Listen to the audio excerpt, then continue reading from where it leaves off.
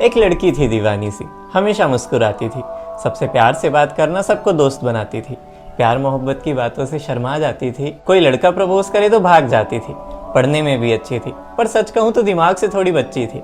School से घर, घर से ट्यूशन, काफी सारे सपनों को लेकर उड़ान भरना चाहती थी। एक मिडिल क्लास फैमिली से एक मिसाल बन इस दुनिया में कुछ करना चाहती थी। जल्दी से किसी के इरादों को जान नहीं पाती थी, और सच कहूँ घर के कपड़ों में तो पहचान में ही नहीं आती थी। बिल्कुल अप्सरा लगती थी जब जब उसकी जुल्फे उसके चेहरे के आगे आती थी। समाज की बंदिशों से दूर वो अपनी जिंदगी के रूल्स खुद बनाती थी। प्यार को भी प्यार हो जाए इतनी प्यारी लगती थी। चेहरा इतना खूबसूरत, दिल इतना साफ, एकदम शहजादी लगती थी। वो कहते हैं ना कि कितने भी सख्त बन जाओ, ये नजरें किसी की नजरों में खो ही जाती है। टीनेज है, अब अट्रैक्शन तो हो ही जाती है, पर जो सबको पसंद हो वो ही हमें क्यों पसंद आता है।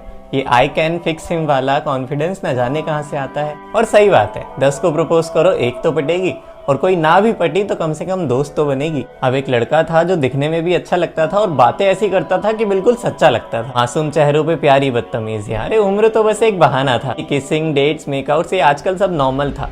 आखिर मॉडर्न जमाना था, हर लड़की को गले लगाना यही उसूल था, और धोखा देने से कूल बनते हैं यही रूल था। यार ये तो एकदम बवाल है।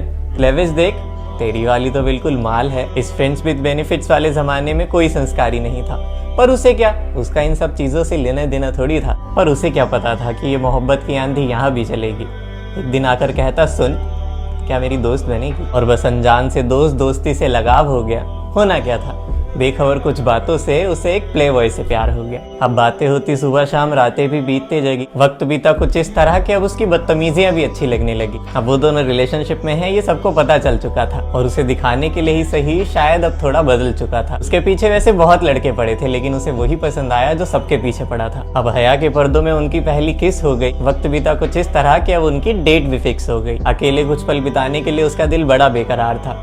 अपनी पहली डेट का उसे बेसब्री से इंतजार था। गुजरते लम्हों में उसके बर्ताव को वो पहचान गया था। ऐसा कपल जिनके बारे में पूरे स्कूल जान गया था। सच बताऊं, दोनों साथ में बहुत प्यारे लगते थे। दिन में तो सोते थे, पर पूरी रात भर बात करने के लिए जगते थे। रिलेशनशिप हो तो ऐसा, 2 ही महीने में सब बदल गया था। एक प्ले बॉय जानवर से इंसान बन गया था, और उसकी इतनी सारी दोस्त थी ना कि उसे बहुत जलन होती थी। लेकिन फिर भी हर इनसिक्योरिटी से दूर वो हर रात चैन की नींद सोती थी। अब मोहब्बत की राहों का मुसाफिर मंजिल में समा गया था। इश्क को इंतहा देने का दिन वो आज आ गया था, और आज थी उनकी पहली डेट। इतनी खूबसूरत जो देखे वो देखता रह जाए, इस तरह बनकर आई वो। चेहरे पे चमक, अदाएं मानो सीधा कुदरत से उतर कर आई हो। ऐसा लग रहा था मानो कि लड़की नहीं कोई परी हो।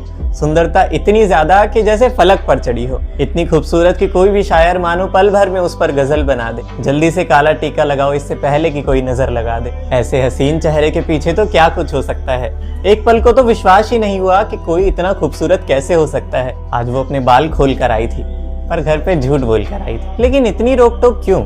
आखिर कुछ नए रिश्तों को आजमाने की अब यही उम्र थी उसकी बॉयफ्रेंड बनाने की। उसने जाते ही उससे सवाल किया, कैसी लग रही हूँ? अच्छी ना? मुझे पता था, चलो छोड़ो, अब 6 बजे तक मुझे वापस जाना है, अब बताओ कहाँ जाना है? लड़के ने कहा, उफ, तू और तेरी रेस्ट्रिक्शंस। याद रहे एक दिन तुझे मेरे लिए छोड़ना पड़ेगा अपना ये माइक, और पहली डेट है, प्राइवेसी ना मिले तो क्या फायदा। कहता, बाहर तो हम कभी भी जा सकते हैं, ये कैफे डेट कभी भी बना सकते हैं, और दिन तो सही से मिल भी नहीं पाते, हमेशा लोग टपक पड़ते हैं। एक काम करते हैं, सुन, ओयो चलते हैं। सुनते ही हैरान हो गई और कहती, नहीं, मुझे इसके नाम से भी डर लगता है।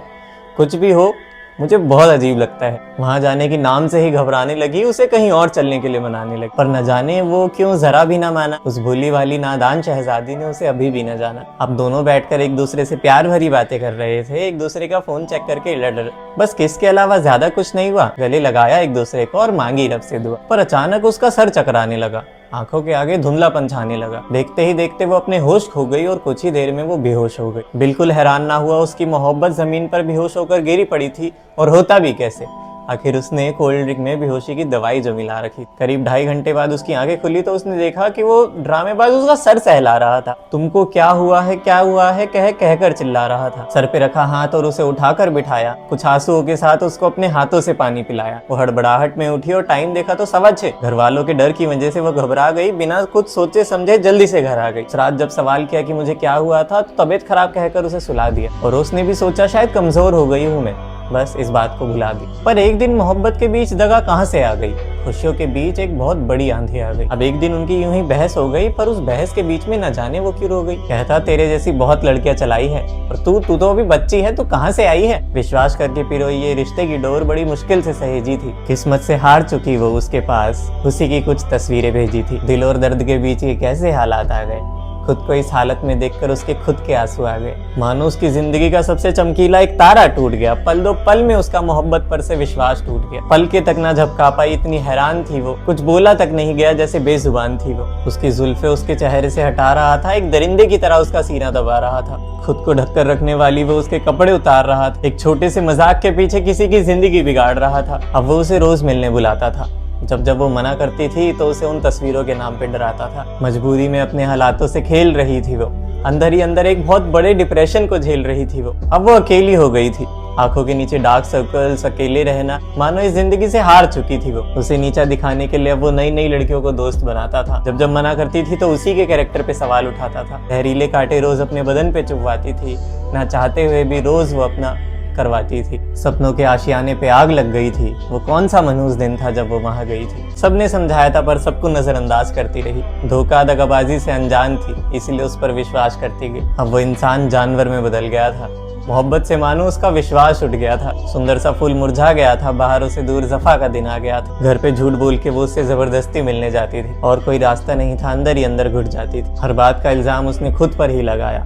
और आज कहानी में एक टर्निंग पॉइंट आया। आज जब वो अपने उस डिप्रेशन की वजह से टेस्ट में फेल हो गई तो उसने सोच लिया अब नहीं सहना।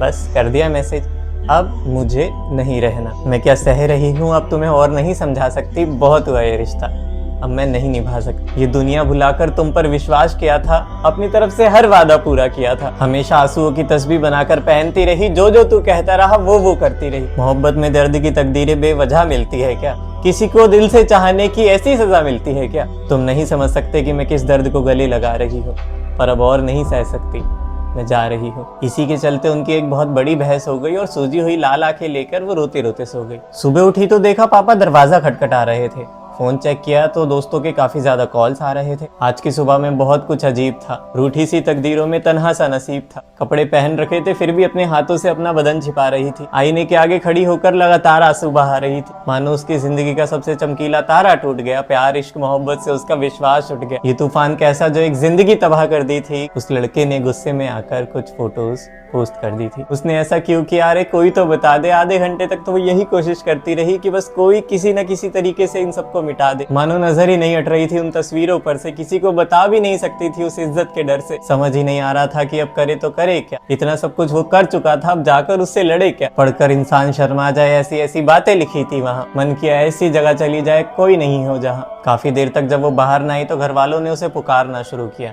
कोई जवाब नहीं मिला तो दरवाजे पे मारना शुरू किया। दूसरी चाबी से जब दरवाजा खोला तो सबकी आंखें फट रखी थी।